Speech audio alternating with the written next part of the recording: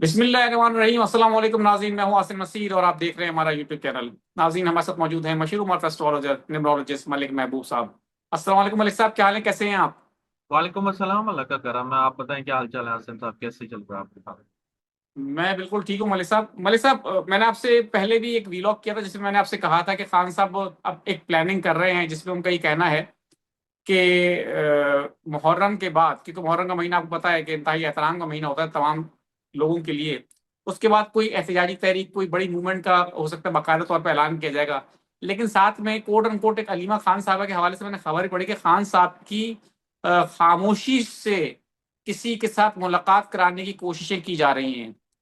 तो ये बड़ी अलार्मिंग सिचुएशन है कि जब भी तहरीक इंसाफ कोई या खान साहब कोई एहतजाजी तहरीक शुरू करने की बात करते हैं तो मुलाकातों की, क्योंकि चंद दिन पहले की बात है, असेंबली फ्लोर से शहबाज शरीफ साहब ने पीटीआई को मुज़ाकरात की दावत भी दी थी जो कि अभी तक एक्सेप्ट नहीं की गई। तो ये क्या वजह है कि जब भी खान साहब कोई एहतजाजी तहरीक शुरू करते हैं, खान साहब कोई लाएमल लेकर आने लगते हैं, तो या तो उनकी मुलाकात करवाने की बातें सामने आ जाती हैं या कोई मुज़ाकरात की बातें आ जाती हैं। ये ऐसा कोई वेल प्लान्ड है या सितारों के अंदर देख रहे हैं आप, क्या तैयारी तरी शुरू नहीं हो सकती? खान साहब की कोई भी, इस वक्त कहा जा रहा है कि खान साहब जितनी भी तरीके लॉन्च करने की कोशिश कर रहे हैं वो कामयाब नहीं हो पा रही, इसकी वजह क्या देखते हैं आप? की वजह एक और सिर्फ एक ही है कि इनकी पार्टी में जो लोग हैं ना वो माशाल्लाह है, बहुत माशाल्लाह, उनको वो नजर पहले से नहीं खबर लगनी दे चाहिए। वो पहले से खबर देते हैं। बस खत्म हो गई बात। खान साहब के जायचे में और पीटीआई के जायचे में एक ही सिमिलैरिटी है। वो ये है कि इनको सिर्फ और सिर्फ धोखे मिलने वाला है, अनफॉर्चुनेटली। अब मैं आपको एक किस्सा शेयर करना चाहता हूँ, उनकी परमिशन से ही कर रहा हूँ, नाम नहीं जी। लूंगा। लेकिन वो किस्सा बड़ा अजीब सा था तो मैंने सोचा कि मैं वीलॉग में जरूर इसको शामिल करूंगा। एक पेरेंट आए थे मेरे पास यहीं से अमेरिका के थे। तो अ, वो अपनी बेटी की शादी करवाना चाह रहे थे, तो वो मुझसे जायचा उन्होंने बनवाया और वो बोल रहे थे कि ना इनकी शादी कैसे लगती है आपको। तो मैंने छूटते बोला, मैंने कहा इनकी पसंद की शादी है। तो बोलते हैं नहीं हमारी पसंद की है। मैं 2 मिनट के लिए चुप हो गया, मैंने कहा मुझे ये शादी चलती भी नहीं नजर आ रही। तो बोलते नहीं बेटी तो हमारी मान रही है। मैंने कहा आप फिर से पूछें एक दफा, मुझे इनके सितारों में कुछ और चीज कॉम्बिनेशन नजर आ रहा है, इनकी पसंद की शादी नजर आ रही है, आप फिर भी पूछना। तो वो थोड़े से मतलब एज अ मुस्लिम हम लोग इस चीज को इतना नहीं बिलीव करते। तो बोलते हैं बिल्कुल। कि क्या 100% ऐसी बात है? मैंने कहा मैं 100% की बात ही नहीं करता हूँ कभी भी। मुझे ये वेरिएशन नजर आ रहा है, इसलिए मैं आपसे पूछ रहा हूँ कि क्या आपकी बेटी को आपने पूछा है? सही तो बोलता है हाँ जी हमने पूछ लिया। वो थोड़े से जरा ना जैसे तैश में आ जाता है, या बंदा वो बोलता है ना कि जैसे खिलाफ मुखालिफ सिंप पे आ गए थे मेरे। वो बोलते नहीं ऐसा नहीं हो सकता हमारी बेटी। मैंने कहा मैं कौन सा बोल रहा हूँ, आपने तरबियत नहीं की है या जो भी what ever. Long story short, खैर वो उन्होंने शादी कर दी। 4 दिन बाद उनकी बेटी का फोन आया कि मैं तो यहाँ नहीं रह सकती। मैंने कहा आप कौन बात करें? उन्होंने फिर मुझे रेफरेंस वगैरह दिया सारा। तो मैंने कहा मैंने तो आपके पेरेंट्स को पहले ही बोला था कि आपकी शादी नजर नहीं आ रही मुझे, अरेंज मैरिज, आपका तो कोई और मसला है। तो बोलते हैं अब मैं क्या करूं? मैंने कहा अब कुछ भी नहीं कर सकते आप, अब कुछ भी नहीं कर सकते। खैर, long story short, moral of the story के सितारों में जो चीज नजर आ रही होती है वो 100% नहीं होती, मैं मानता हूँ। और मैं इस चीज को एग्री भी करता हूँ, और मैंने आपके सामने कितनी दफा बोला है कि हमेशा हर चीज सही नहीं होती। लेकिन जब थोड़ा सा भी आपको इस चीज का डाउट हो रहा होता है तो आपको केयरफुल होने की जरूरत होती है। अब क्या मसला है? अब आते हैं हम पीटीआई पे, सेम चीज वही है। पीटीआई के अंदर चार्ट में धोखा बहुत क्लियर नजर आता है, और मैं बोल बोल के शायद अब थक गया हूँ और मैं फिर भी बोलता रहूंगा कि जब तक खवातीन इनकी फ्रंट लाइन पे नहीं आएंगी या फिर खान साहब नहीं आएंगे, तो आप पीटीआई को वो पीटीआई ना समझे बराए मेहरबानी। क्योंकि ये चीज बहुत क्लियर है, वो एलिमेंट नहीं आएगा, वो काम वैसा करेगा ही। जब वो एलिमेंट सामने आएगा डेफिनेटली वो चीज मैच करेगी, सब चीज चलना शुरू हो जाएगी। बहुत दफा समझाया लोगों को, लेकिन लोगों को नहीं समझ में आती। एक एक साहब ने तो मुझे इतना बड़ा मैसेज भेजा है मेरी वेबसाइट पे कि जी आप कुफर कर रहे हैं, पता नहीं क्या, क़यामत के दिन अल्लाह ताला आपसे पूछेंगे। मेरा सवाल उनसे ये था कि भाई आपको कैसे पता अल्लाह ताला मुझसे क्या पूछेंगे? तो यार आप खुदा के लिए भाई, दुनिया कहाँ पहुंच गई है, समझो इस बात को। आप वेदर क्यों देखते हैं फिर? ये भी तो शिर्क है। अगले 10 दिनों का वेदर देख रहे हैं बैठ के। गूगल क्यों देख रहे हैं? ये भी तो शिर्क है। आप एंटिसिपेट कर रहे हैं रास्ते खुले हैं नहीं खुले हैं, कितनी देर में पहुंचेंगे। ये सब चीजें आपकी एक फैसिलिटी के लिए आई। फैसिलिटी समझे, इससे ज्यादा ना करें। लेकिन जब जब आपको नजर आ रहा हो ना कि ये आगे खड्डा है, और फिर बोले हमें अल्लाह पे भरोसा, हम खड्डे में नहीं गिरेंगे, तो फिर अल्लाह ही बचाए फिर भाई।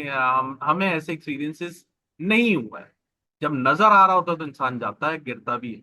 अल्लाह ताला ने भले साहब इसीलिए इसकी अक्ल दी हुई है। मिसाल मैं इसकी मिसाल आपको इस तरह से देना चाहता हूँ, बड़ी जबरदस्त आपने बात की, क्योंकि मैं ही कमेंट्स मैं भी पढ़ता हूँ कि लोग अक्सर ही कहते हैं कि जी शिर्क है, ये है वो है। देखें, नॉलेज की बिहाफ पे अगर कोई प्रिडिक्शन कर रहा होता है तो वो शिर्क नहीं होता। मिसाल के तौर पर इस तरह समझाता हूँ कि सर्दियों के मौसम में जब हम कभी ट्रेवल करते हैं ना, लाहौर से इस्लामाबाद बस के जरिए, तो हम जब उससे पूछते हैं कि जी कितनी देर में पहुंचेगी, तो कहता है जी मोटरवे से अगर जाएगी तो तकरीबन कोई 4 घंटे लग जाएंगे। लेकिन अगर धुंध हुई तो फिर जीटी रोड के जरिए जाएगी तो फिर टाइम ज्यादा लग सकता है, तो 5 घंटे लग जाएंगे। अब वो जो है, वो जो प्रिडिक्शन कर रहा है कि जी 4 घंटे लगेंगे इंशाल्लाह पहुंचने में आपको, तो 4 घंटे में की जो प्रिडिक्शन कर रहा है, हो सकता है वो 4 घंटे पहुंचे ना पहुंचे, उसकी भी कैलकुलेशन होती है कि जी रास्ता बिल्कुल। तकरीबन कोई 350 किलोमीटर का है, 400 किलोमीटर का ही 4 घंटे में तय कर लूंगा मैं आपसे। क्योंकि जी वो ड्राइवर है, उसको पता है कि मैं इसको यहाँ से लेके जाऊंगा और इतनी देर में कर लूंगा। जब वो उतरता है, ऑफ ट्रैक होता है, तो कहता है जी अब कितनी देर का होगा, तो तकरीबन 45 मिनट में रास्ता तय कर लूंगा। तो पॉइंट ये है कि वो भी अपनी नॉलेज के नॉलेज को बिहाफ यूज पे करा। नॉलेज को यूज कर रहा है और प्रेडिक्शन करता है कि जी मैं आपको 3:45 पहुंचा दूंगा। बिल्कुल तो ऐसे पॉइंट ही है। ये है कि हर बंदा अपनी नॉलेज के बिहाफ पे करता है प्रेडिक्शंस। पाकिस्तान में जो सहाफी हैं, वो कहते नहीं कि जी इस साल हुकूमत चली जाएगी, ये क्या है ये। बहुत सारे वही मैं सहाफी, मैंने आपसे सवाल भी किया है, बल्कि मैंने आपसे वीलॉग भी किया है, तो उन जी सहाफियों पे भी फतवे लगा दें फिर बैठ के कि जी ये एस्ट्रोलॉजर हैं, ये प्रेडिक्शन कर रहे हैं कि इस साल हुकूमत चली जाएगी। पॉइंट ये है कि ऐसी बातें करने से पहले सोचा करें। जी बिल्कुल। तो खैर, हम कहीं और से कहीं और निकल गए थे। सवाल ये था आपका कि क्या ये ऐसा करना जा रहे हैं, तो मैंने आपको बिल्कुल क्लियरली बताया है कि इनके जायचे में है धोखा। अब धोखा कौन दे रहा है ये तो मैं नहीं बता सकता हूं अभी, लेकिन यूं समझे 90% धोखा ही दे रहे हैं पीटीएम में बैठे। और इसकी जरूरत नहीं है हमें बताने की। मेरे ख्याल से आवाम को बहुत अच्छे से पता चल गया। जो बिल्कुल तीन सही साल है। की परफॉर्मेंस रही है, उसमें हमें कुछ बोलने की जरूरत ही नहीं। मेजर जो अभी डेवलपमेंट आएगी वो आएगी 27 जुलाई से। अभी मुझे नहीं पता कि ये तहरीक कर रहे हैं नहीं कर रहे हैं, लेकिन तहरीक पाकिस्तान में आवाम सड़कों पे नजर आती है। मैं आपको 1-2 महीने से बोलता आ रहा हूँ, जून जुलाई से चीजों और जो एक स्टेबिलिटी है, क्या नाम है, पॉलिटिक्स में, वो बहुत ज्यादा डिस्टेबलाइज होगी। तो डिस्टेबलाइज होने के पीछे जाहिर है कुछ ना कुछ तो होगा। अब ये मैं नहीं बता सकता हूँ डिस्टेबलाइज किस तरीके से क्या होगा, कौन क्या फतवा जारी करेगा, इसका नहीं पता, लेकिन डिस्टेबलाइजेशन नजर आती है। तो ये चीजें आगे चल के और भी ज्यादा बढ़ती हुई नजर आएंगी। और जैसे मैंने आपको कहा है कि एक आजाद कश्मीर का जो मसला चल रहा है, अगर हम जी। आजाद कश्मीर को, अच्छा आपको एक और मजेदार बात बताऊं अभी ध्यान में आया। पाकिस्तान के 2 एरिया अगर ये मजबूत हो जाए ना, पाकिस्तान आपको अमेरिका से, अमेरिका तो अब खैर कोई भी नहीं मानता, चाइना से आगे नजर आएगा। आप मानते हैं इस बात? नहीं मानेंगे आप? नहीं, मैं तो इसलिए नहीं मानूंगा, मुझे उम्मीद ही खत्म हो गई। अब मैं अल्लाह माफ करे मैं कहना नहीं चाहिए, लेकिन मुझे नहीं मैं उम्मीद है मैं सेटअप आपको इस बता सेटअप रहा से हूँ ना, नहीं है। आपको उम्मीद नहीं है, लेकिन मैं आपको बताता हूँ क्यों। पाकिस्तान के 2 जोन डिस्टर्ब है। कौन कौन से? एक जोन है नॉर्थ और एक है साउथ। साउथ में आपका बलूचिस्तान आता है, नॉर्थ में आता है आपका ये सारा नॉर्दर्न एरियाज आते तुम्हारी हैं। इलाके वगैरह जितने भी हैं। ये 2 एरिया अगर स्टेबल हो जाए, पाकिस्तान स्टेबल हो जाए। ये वो एस्ट्रोलॉजिकल नहीं होन बता रहा हूँ मैं आपको वो। वो जो है ना, ये तो फिर वही वाली बात है कि पैबस्तर है शजर से उम्मीदें बाहर रख। लेकिन कहने का तो हमसे मकसद ये है। पुराने। हाँ। हाँ। तो कहने का मकसद ये है कि हर चीज में स्टेबिलिटी के पॉइंट्स होते हैं। तो पाकिस्तान की स्टेबिलिटी के ये 2 पॉइंट्स हैं, दैट्स इट। चल रहे। बिल्कुल ठीक है मलिक साहब, मेरी खैर दुआ है। उम्मीद तो नहीं है मुझे, क्योंकि जो मौजूदा हुक्मरान है, मौजूदा जो सेटअप है, जी नियत बता देती है इंसान की कि वो तरक्की की नियत है या नहीं है, या अपने फायदे की नियत है। तो नियत तो है नहीं, क्योंकि असम्बली फ्लोर्स पे भी जो बातें होती हैं उसमें आवाम की डिस्कशन कमी होती है, आवाम के लिए बातें कम होती है, अपने लिए मराहत, अपने लिए जो जितने भी कानून बनाए जा रहे हैं वो अपने लिए बनाए जा रहे हैं। ये मेरे देखने वाले भी जानते हो, मुझे बताएंगे भी। मैं कुछ लोगों के सवाल ले लेता हूँ। 17/11/1994 इनकी डेट ऑफ बर्थ है।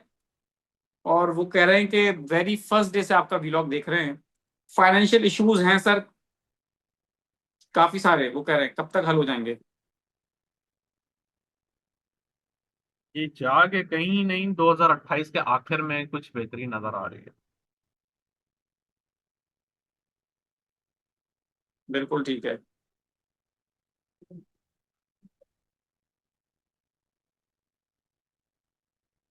एमन अकरम है 20/9/2002। इनका सवाल ये है कि रिश्ता कब होगा इनका।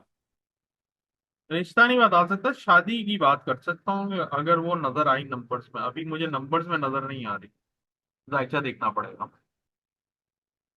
बिल्कुल ठीक है। 1/7/1982 इनकी डेट ऑफ बर्थ है। 1982 इनकी डेट ऑफ बर्थ है। ये पूछ रहे हैं कि माली हालात कैसे रहेंगे। इस वक्त सऊदीया में है वो, माली हालात के हवाले से पूछना चाह रहे हैं। ये साल अच्छा है, अगले साल से बहुत मेजर चेंजेस आ रही हैं, वो भी जुलाई के बाद। 27/10/1983 जीशान अली नाम है इनका। कारोबार में नुकसान हो चुका है इनको काफी ज्यादा।